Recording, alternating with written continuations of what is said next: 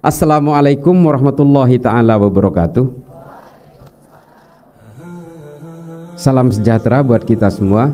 Allahumma salli ala Sayyidina Muhammad wa ala ali Sayyidina wa maulana Muhammad.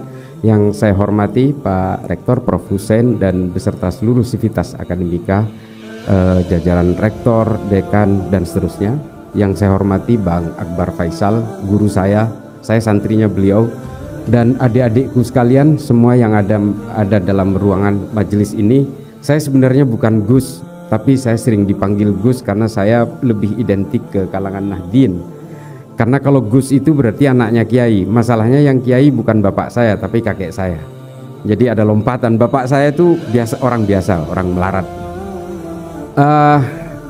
Saya lahir di sebuah desa terpencil yang baru sampai saya pindah ke Jakarta. Ketika kuliah di UNAS itu belum ada listrik di Madura dan belum ada air kemasan. Jadi saya waktu kecil itu memang belum kenal sepatu. Saya kenal sepatu itu SMP kelas 1, kenal celana panjang itu SMA kelas 1. Ketika saya nyantri, saya biasa sarungan. Setiap hari biasa sarungan. Tapi alhamdulillah kemudian banyak hal yang menuntun saya untuk pergi ke berbagai seluruh penjuru dunia, termasuk juga saya tinggal di Amerika selama 4,5 tahun.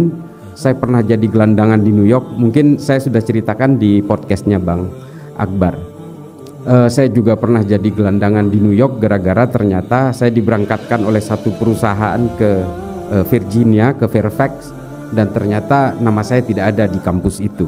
Sehingga saya akhirnya luntang-lantung dan saya jadi gelandangan di New York selama 7 bulan.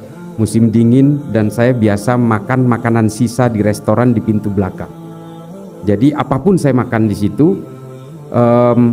Dan saya juga, ini mohon maaf mungkin agak sedikit risih tapi saya harus bercerita. Jadi karena saya itu mengharap sisa makanan dari restoran, yang saya makan itu termasuk baby pork rib. Demi hidup. Karena saya tidak punya saudara, tidak punya uang, tidak punya teman, tidak punya alat komunikasi ketika itu. Jadi apapun harus saya lakukan. Dan saya hidup dari donasi gereja yang namanya St. Patrick di Manhattan. Itu setiap hari Minggu saya ngantri untuk roti dan uang $10 setiap minggu.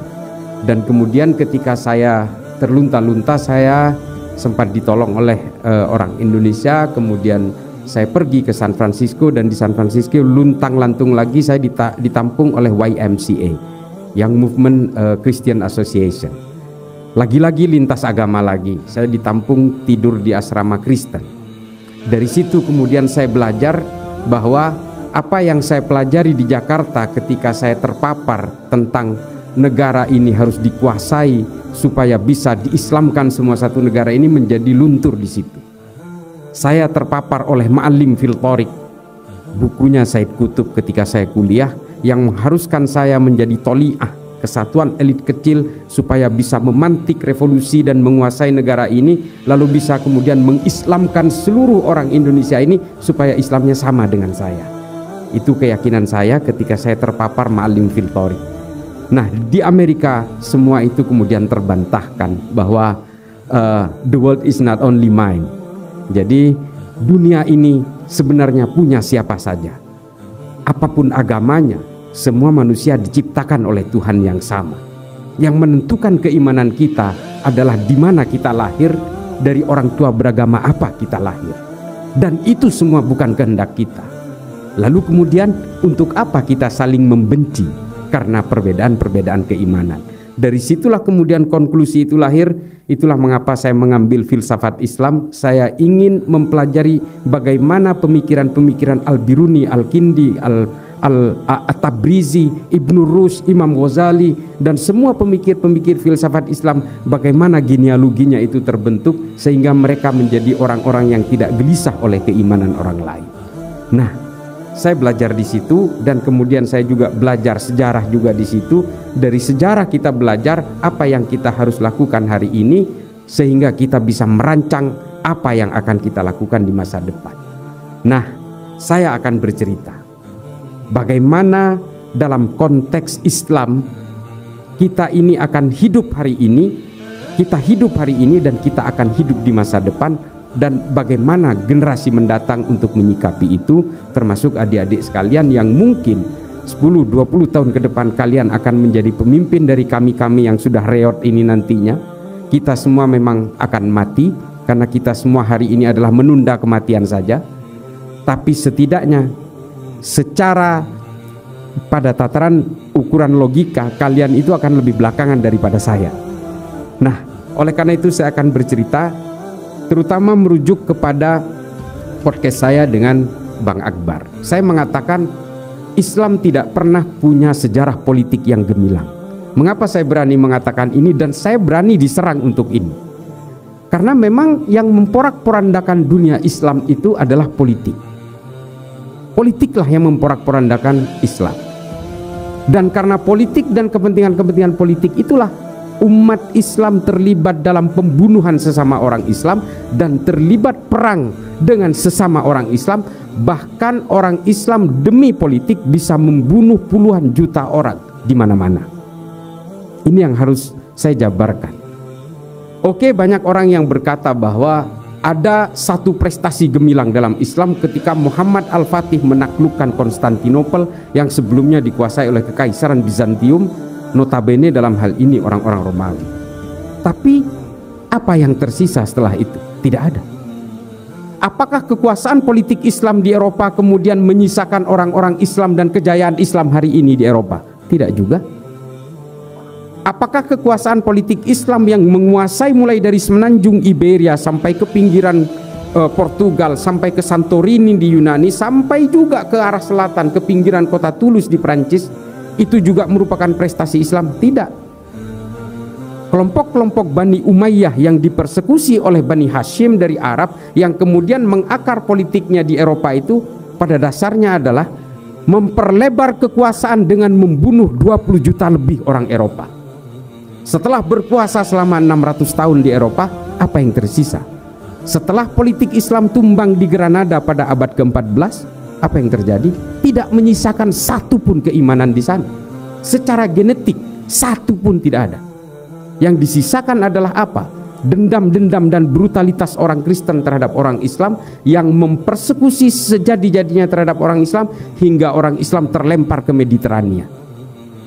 Al-Quran 123.000 Al-Quran dibakar di Plaza de Granada. Orang Islam dibaptis paksa sambil memegang tasbih dan Al-Quran. Al-Qurannya dirampas, tasbihnya dirampas, lalu orangnya ditunjuk paksa untuk dibaptis menjadi Katolik pada saat itu juga. Sehingga hari ini tidak ada satu genetik pun yang disisakan oleh keimanan Islam di Eropa karena persoalan-persoalan politik. Kalau hari ini ada orang Kristen di Eropa, itu imigran, pengungsi, atau akulturasi, atau mu'alaf yang karena perkawinan dan sebagainya. Tidak ada satu pun yang disisakan. Kalau kita lihat masjid-masjid di Eropa, terutama di daerah-daerah Spanyol hari ini, itu adalah bekas bangunan masjid yang kemudian hari ini dikonversi menjadi gereja. Menara-menara yang dulu tempat azan sekarang dikasih lonceng dan sebagainya. Artinya apa di sini? Islam tidak pernah berjaya secara politik. Dan Islam tidak bisa dijayakan lewat jalur politik. Karena kalau lewat jalur politik, maka akhirnya Islam akan ditaklukkan oleh penakluk berikutnya. Demikian seterusnya. Karena dalam politik, persoalan-persoalan politik akhirnya akan runtuh oleh penaklukan-penaklukan. Demikian seterusnya. Betapa hebatnya Bani Abbasiyah yang berkuasa dengan Baitul Hikmah yang luar biasa, kemudian runtuh oleh penakluk dari Mongolia. Dan selesai semuanya. Lalu muncul kemudian pemikiran-pemikiran kebangkitan politik yang tidak sanggup untuk men-trigger kebangkitan politik itu lagi. Yang akhirnya sanggup untuk membangkitkan politik Islam itu akhirnya tetap satu faktor saja, ilmu pengetahuan. Dengan ilmu pengetahuan Islam menjadi jaya, dia tidak terlibat dalam sektor-sektor wilayah, batas-batas negara dan sebagainya. Dia betul-betul no boundaries, borderless. Dan kemudian ilmu pengetahuan dalam Islam ini mengilhami ilmu pengetahuan dari seluruh dunia, dan kemudian Islam menjadi kontributor utama dalam peradaban manusia.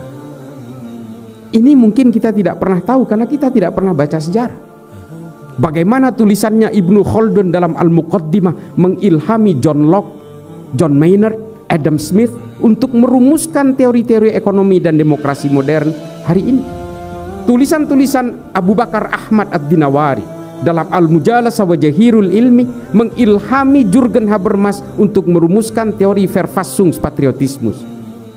Indah sekali.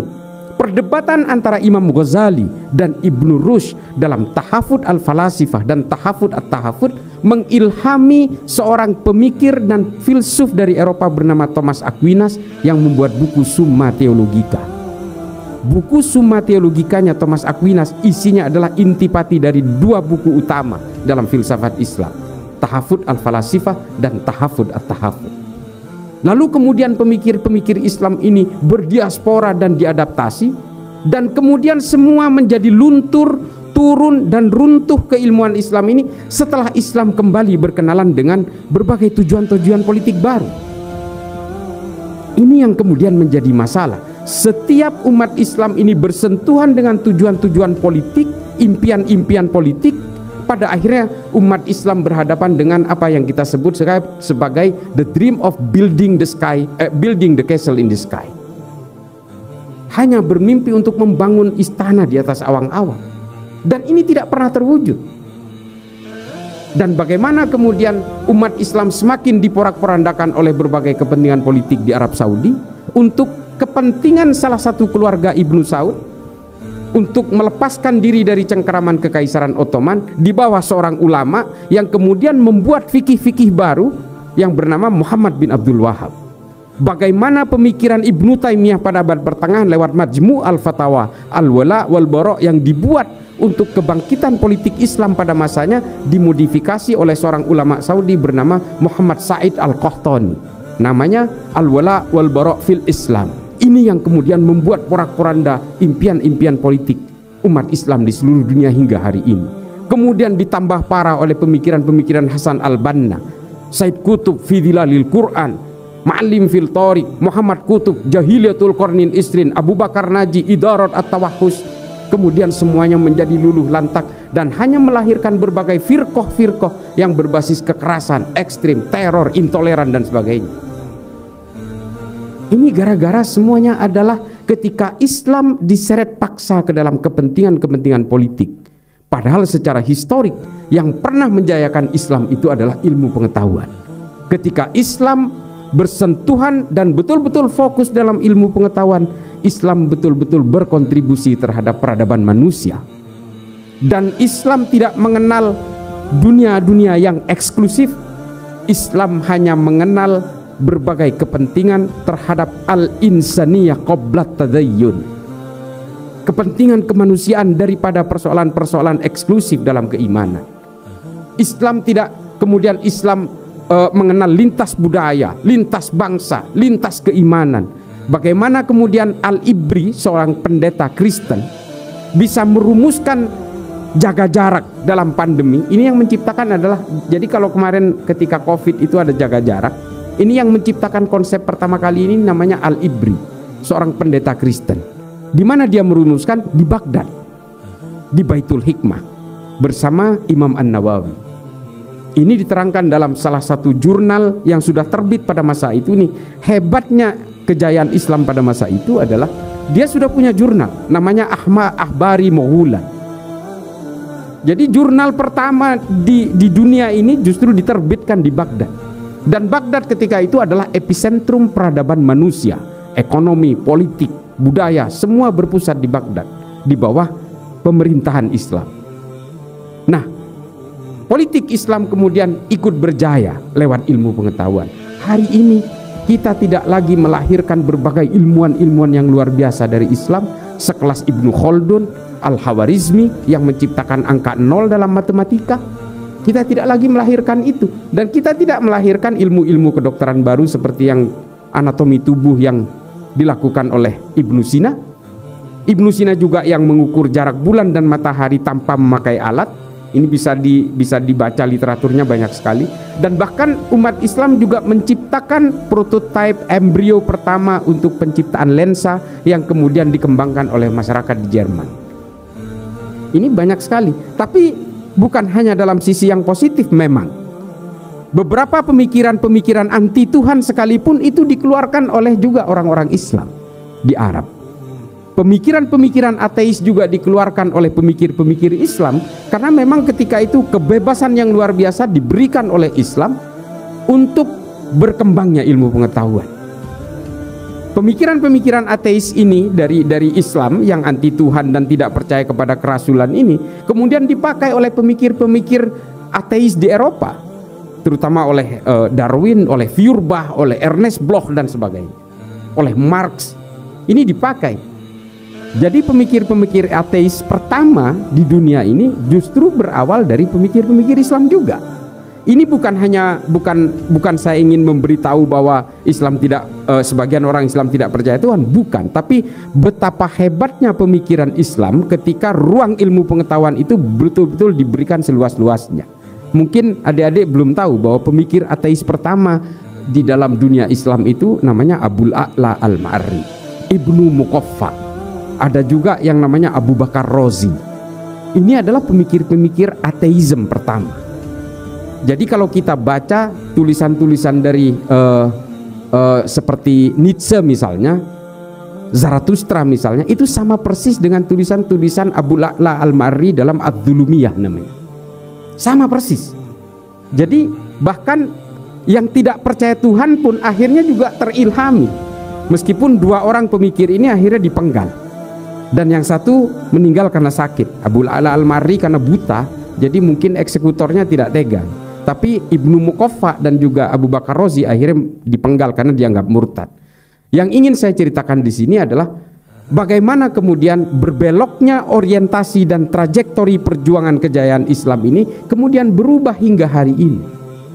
Berbagai hukum-hukum fikih yang sifatnya mutaghayyirat, yang tidak statis, yang tidak bisa diganggu gugat lagi, ini kemudian menjadi rawan sebagai alat pemecah belah dari keumatan kita, uhuah kita. Pemikiran-pemikiran Wahabisme misalnya, yang dulu dirumuskan oleh ulama-ulama Wahabi di Arab Saudi untuk kepentingan politik Arab Saudi dan untuk mengglorifikasi kekuatan-kekuatan Ibnu Saud di Arab Saudi, kemudian dibawa hari ini ke seluruh penjuru dunia dan mengilhami berbagai resistensi dan perjuangan orang untuk memantik revolusi di berbagai negara.